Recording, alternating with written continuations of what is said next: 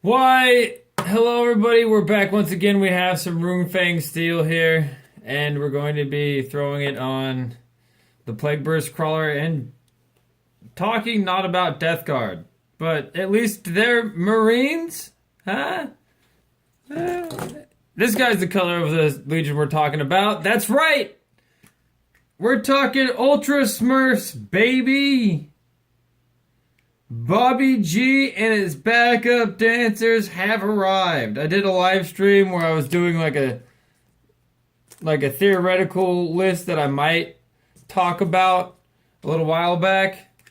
That was not the list itself. That was me looking at things and thinking about it, like, possibly.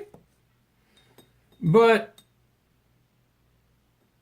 what we have today is the full list, and I'm just getting the Runefang steel all thinned out with some water here real quick, and just taking some excess off onto the pad. Now, this is actually quite an exciting list for me because it was a challenge, actually. It's actually pretty tough to build this list, and I enjoy a challenge. So while we get to it over here on this end, let's get to the subject of the video. It starts off with one hell of a character tax. We're looking at a good damn near 700 points in characters alone.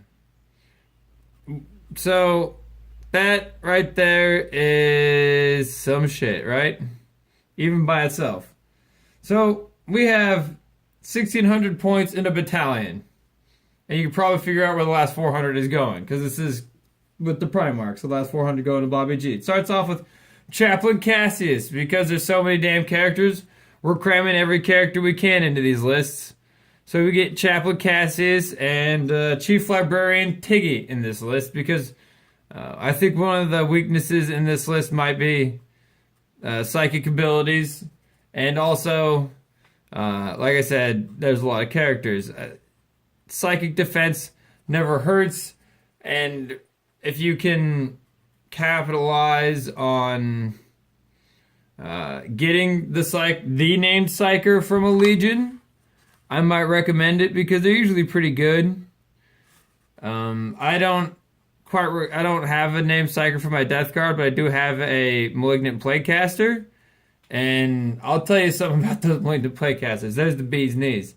Let's jump into the troop selection for this battalion, because a battalion obviously needs at least 3 troops. You take 5 intercessors and a sergeant in one squad, so 6 total intercessors in one squad. Then you get another squad of just 5 intercessors. That's including the sergeant, so 4 and the sergeant. And then we get 2 squads of Space Marines, each with Space Marine with a heavy weapon.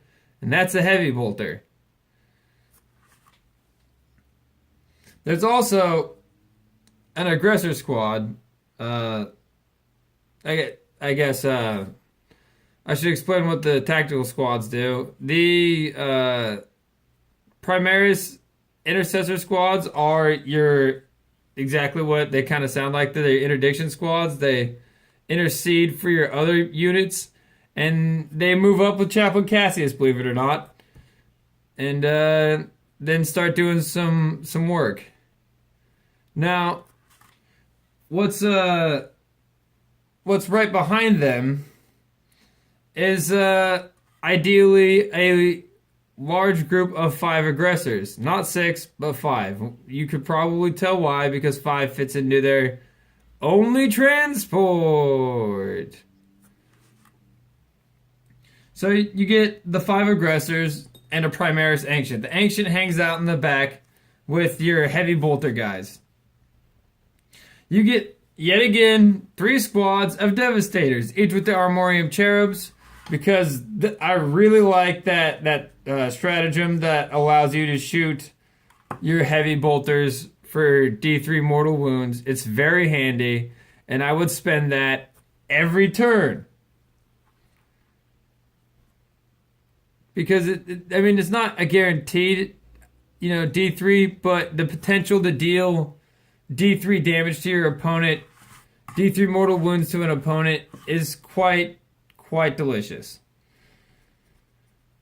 Now, this is where I think the list gets particularly, I guess,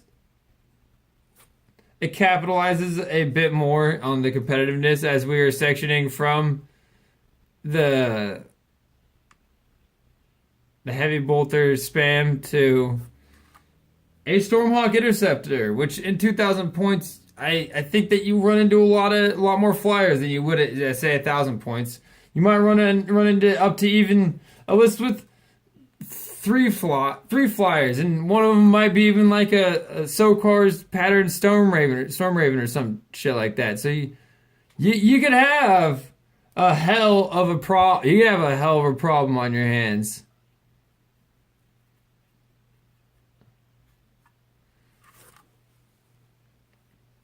But the Stormhawk Interceptor is a like little air flying defense, and it's also a little bit of ground support. You also bring a repulsor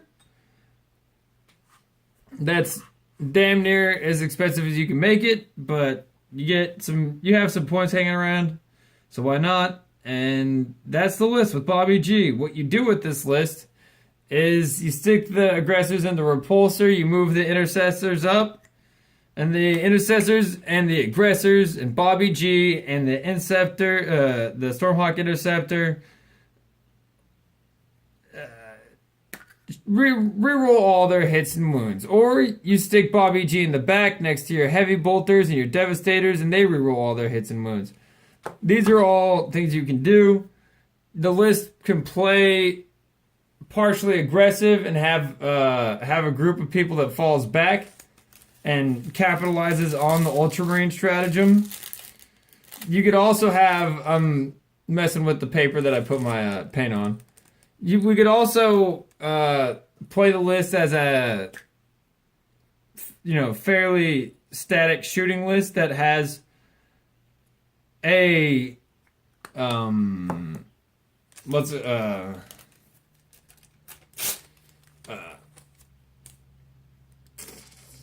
I'm not sure how many exacted, like say at the exact edge of Bobby G's aura, and I don't maybe you can get an extra 3 inches on it, but I don't think so. So like probably just at the edge of 6, you plop down the Stormhawk Interceptor, you plop down the I forget what it's called, the repulsor tank, you plop down the squad of devastators, but on the opposite end of the 6 inches, because the Inceptor and the hover tank filled with aggressors should ideally be in the front, as the and also the Interceptor, Stormhawk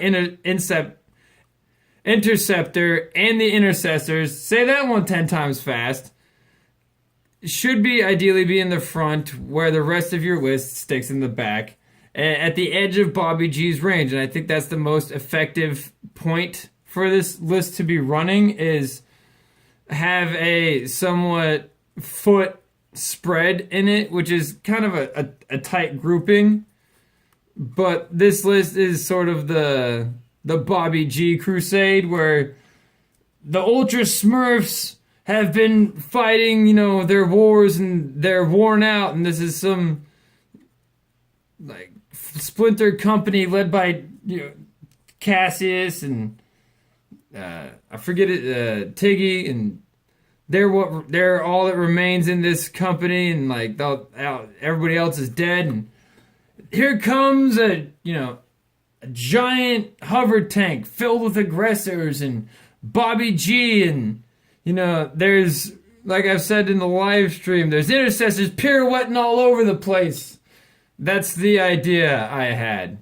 Anyways, with this list, it's somewhat lore based, it's somewhat competitive, And I think it should work. I'm not exactly sure about that, but hopefully, I mean, I'm pretty sure it should. I think it should work well, but I'm not.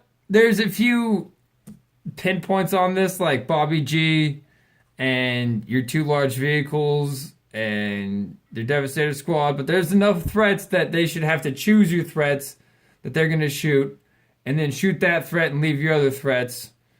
But if they could deal with your threats, you might be up shit's creek. Deuces.